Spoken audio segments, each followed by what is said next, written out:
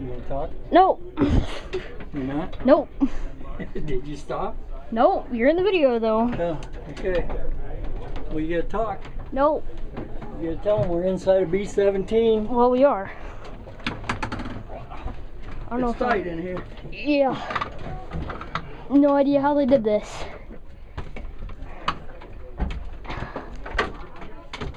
Boy. Papa. Mm-hmm. Well, you get turned around here. How do you? Nope, couldn't fly this. Ain't happening.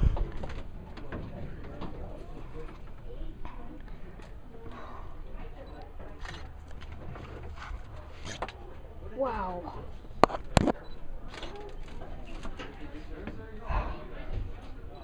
Those 50 caliber shells? They look like it. Good. Oh wow, looks cool. Holy. Oh. Hydraulic fuel. Oh my gosh.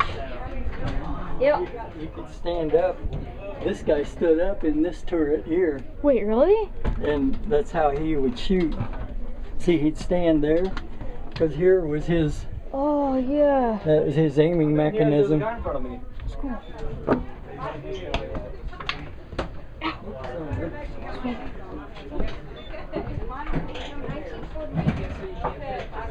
Holy. Wow.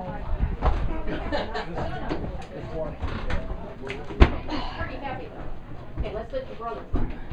You want to try that? Yeah. Come here. Okay. Put your hands on there. Pretty cool, huh? Yeah.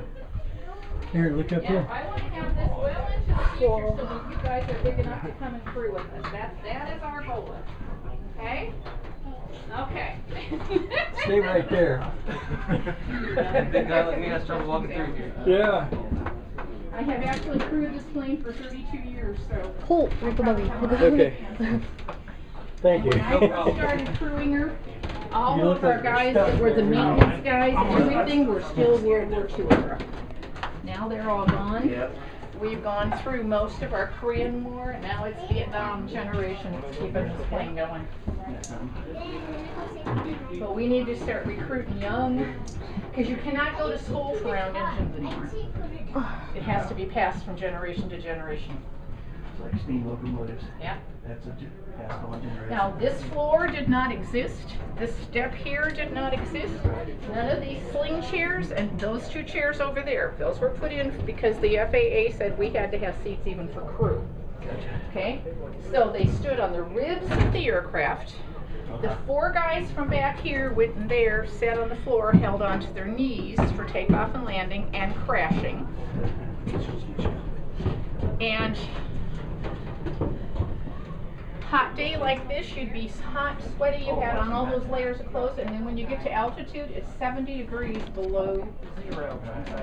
We just went to 10,000 on the way here, and it was hot and humid. We just sat through a hurricane, or through a tornado, and it was sweating, and then we went up to 10,000 feet, and I felt like a popsicle. I mean, all in a matter of one flight.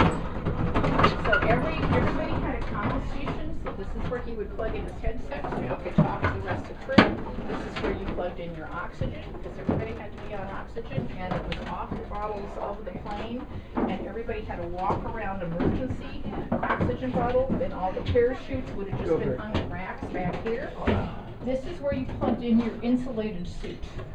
They wore their GI wool underwear, a wool uniform including the tie in the beginning, and then over the top of that they pulled something that looked like kitty pajamas, and it had heating coils built through it.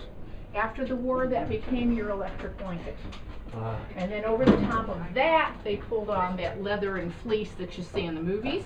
And then what they don't show in the movies, then they wore what they called a flak apron. And it was just a big thing that draped over both sides to try to protect you a little bit. They had helmets in here that were similar to the German helmets, came down over their ears and over their necks, and yet still we lost them. Oh, yeah. And not the only thing armored on the aircraft was the ball, so everything else is you could punch a screwdriver through this.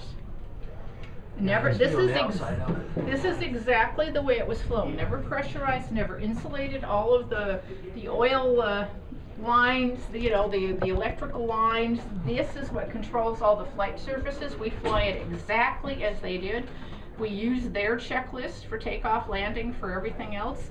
The only two things that were changed on the aircraft for us to fly it is we had to put in modern radios because their radios were tube.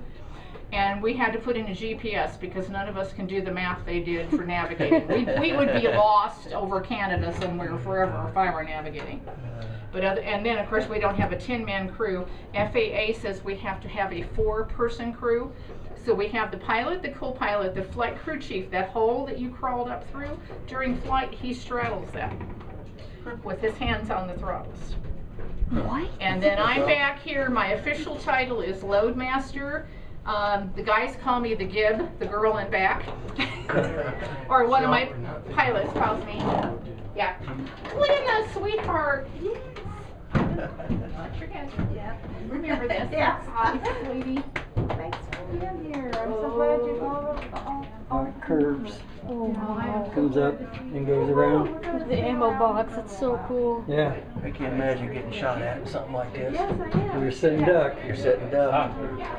Yeah, I can do everything except English. My computer processor is broken. Start speaking Japanese then. I'll work on it. Oh, so good to see you. Yes, thanks. It's good to be here. Hot. Oh, yeah. Yeah, you need to get your post, your changed post. You guys had a tail gunner too, right? Yes, the tail gunner crawl. They obviously didn't fly with the toolbox, okay? Right. And this frame was not here. This motor used to be back there behind the tail wheel. So when the tail gear didn't go down, the tail gunner cranked it. Well, when it didn't go down for us, guess what? I got to crawl over the toolbox, and there's just a little wooden piece of floor there that's about that wide. And if you get over too far, you're on the tail boot, you'll fall out.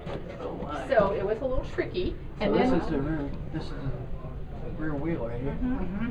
And then we had to shove all the junk out of the way, and then I had to lay on my stomach to crank the tail wheel down. Oh. Well, finally one of the guys had the brilliant idea, just move the motor. So now, here's my crank, and I can just stand here and crank the tail wheel down if it doesn't go down. Now that happens, I don't even get excited. But nobody. If the main gear doesn't go down, then you'll see me get Don't worry, yeah. Yeah, it's pretty tight right there. Sir, I have a whole flood of people going to come out, and then I'll let you come in that way, no problem. But let's let them out because it's hot. It's like a tuna can in a microwave in here. Oh. You have two choices. You have a tuna can in a microwave, or you have a beer can in a freezer. There's no happy medium. Yeah, watch your feet. And then